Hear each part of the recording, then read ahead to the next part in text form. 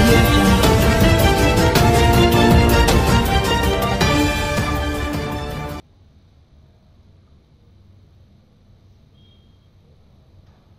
లేదు ఎవరైనా వెళ్తారంటే వాళ్ళు వెళ్ళి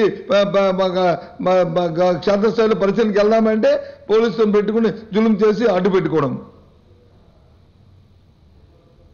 మొన్న రోజు నేను ఆ సున్నప్రాయ గమనం చూద్దామని మేము మా పెద్ద నాయకులు అందరూ కూడా మా అధ్యక్షుడు జగన్మోహన్ రెడ్డి గారు చెప్పిన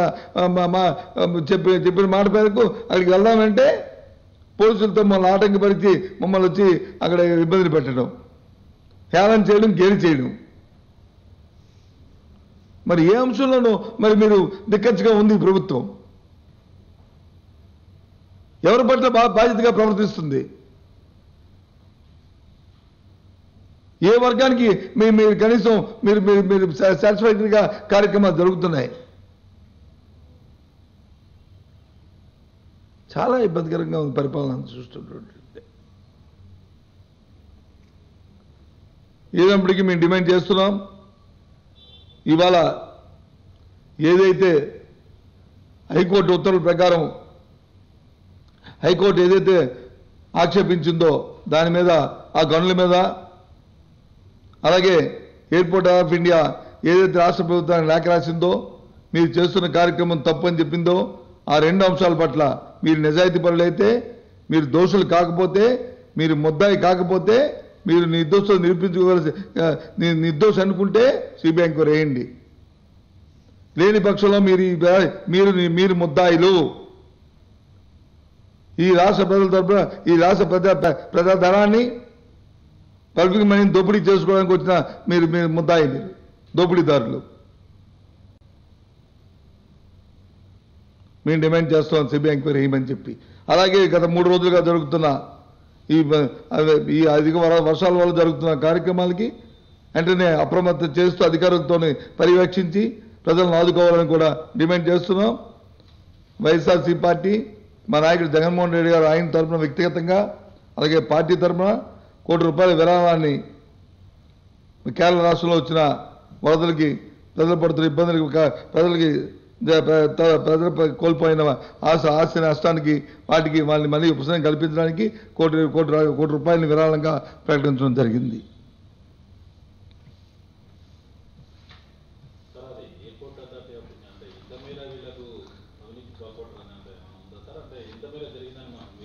ఎంత మేరకంటే సుమారు ₹4,200 కోట్ల ఫస్ట్ బస్సులో టెండర్ పిలవడానికి ప్రయత్నం చేస్తున్న నేపథ్యంలో దానికి గవర్నమెంట్ ఆఫ్ ఇండియా సంస్థ అయిన ఎయిర్పోర్ట్ ఆఫ్ ఇండియా వచ్చి టెండర్ కోట్ చేస్తే 30% అత్యధికంగా వారు ప్రాఫిట్ షేరింగ్ ఇస్తారంటే దానికి కాదని చెప్పింది క్యాన్సిల్ చేసి మళ్ళీ టెండర్ పిలిచి అసలు గవర్నమెంట్ సంస్థలే ఇందులో పార్టిసిపేట్ చేయడానికి వీలు లేదని చెప్పని అని నిబంధన విధించడం అనేది అది చట్ట విరుద్ధం, అది ఆక్షేపణీయం.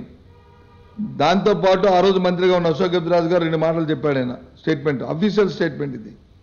ఎయిర్పోర్ట్ ఆఫ్ ఇండియాకి వచ్చి అంత స్థామర్థత లేదు, ఎయిర్పోర్ట్ ఆఫ్ ఇండియాకి వచ్చి అంత ఆర్థిక స్తోమత లేదనే మాటలు 2 మాటల భాషలో మాట్లాడారు.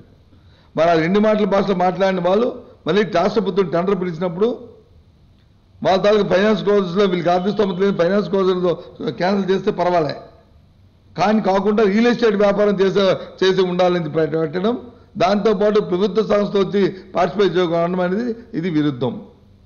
అంటే ఇది ప్రైవేట్ సంస్థలు కట్టబెట్టడానికి, అందులో అవినీతి కోసం ఈ కార్యక్రమాలు చేస్తున్నారనే విషయం అందరికీ, రాష్ట్ర ప్రజలందరికీ తేటతెల్లం అవుతుంది. ఇది Amaravati bonds rate of interest అమ్మా ₹2,000 కోట్లు వచ్చి బాండ్స్ మీద తెస్తామని గొప్ప చెప్పుకుంటున్నారు. ₹4 వడ్డీ బయట నుంచి ఇస్తామంటే ఎవరు వద్దంటారా? ఎవరైనా సరే మనం బాండ్స్ పెట్టినా ఏదైనా రాష్ట్ర ప్రభుత్వానికి మేలు జరిగే కార్యక్రమాన్ని చేసుకోవాలి. దీనికి ఎవరైతే లో ఇంట్రెస్ట్ ఇస్తారో, ఎవరైతే కార్యక్రమం ఇస్తారో దానికోసం నువ్వు వచ్చి ఫండ్ రైజ్ చేసామంటే అర్థం ఉంది. లేదు కేంద్రాన్ని మెప్పించి గ్రాంట్ తెచ్చుకున్నామంటే అర్థం ఉంది. అప్పుడు హడావిడిగా చెప్పొచ్చు.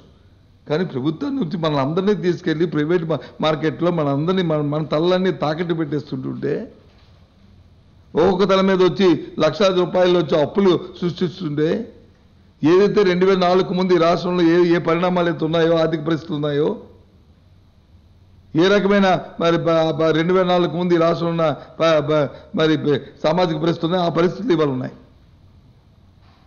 మళ్ళీ రాష్ట్రం అప్పుల బాధల్లో కూలిపోతుంది. రేపు రాబోయే తరంలో ప్రతి వాడు పుట్టబోయే బిడ్డ కూడా అప్పు పెట్టేస్తుంటే ఇంకెక్కడమ్మేది? పెద్ద గొప్పగా అమరావతి బాండ్లు వచ్చి ఎందుకు అంత రేట్ ఆఫ్ ఇంట్రెస్ట్ ఎందుకు తెచ్చుకోవాలి? బ్యాంకుల వడ్డీ కంటే ఇంకా ఎక్కువ వడ్డీకి ఎందుకు తెచ్చుకోవాల్సిన అవసరం నేపథ్యం ఎందుకు వచ్చింది? అంటే అందులో ఎన్నిక అవుతున్న సమయంలో అంటే ఎంత వేగం ఎక్కడి నుంచి అప్పులు పుట్టించుకుని ఎంత వేగం అందులో దోపిడీ చేస్తూ ఈ రకమైన దోపిడీలు చేస్తూ సచివాలయం చూస్తూ ఉంటే అంత అప్పులు తీసుకొచ్చి స్క్వేర్ ఫీట్కి వచ్చి 2,000 రూపాయలు తగ్గుతుందని 10,000 రూపాయలకి వాళ్ళు కాంట్రాక్ట్లు ఇచ్చి అవి పెచ్చులు ఉడిపోతుంటే, గోళ్ళ పడిపోతుంటుంటే, పాదులు కదిలిపోతుంటుంటే, ఈ రకంగా పబ్లిక్ మనీని దోపిడీ చేస్తుంటుంటే ఎక్కడిది? ఎప్పుడు చూడలేదు ఇలాంటి ప్రభుత్వాలని, ఇలాంటి దోపిడీని ఎప్పుడు కూడా కని విధానంగా ముందు కూడా చూడబోము ఇలాంటి కార్యక్రమాలు. చాలా దౌర్భాగ్యం ఉంది పరిస్థితి రాష్ట్రంలో.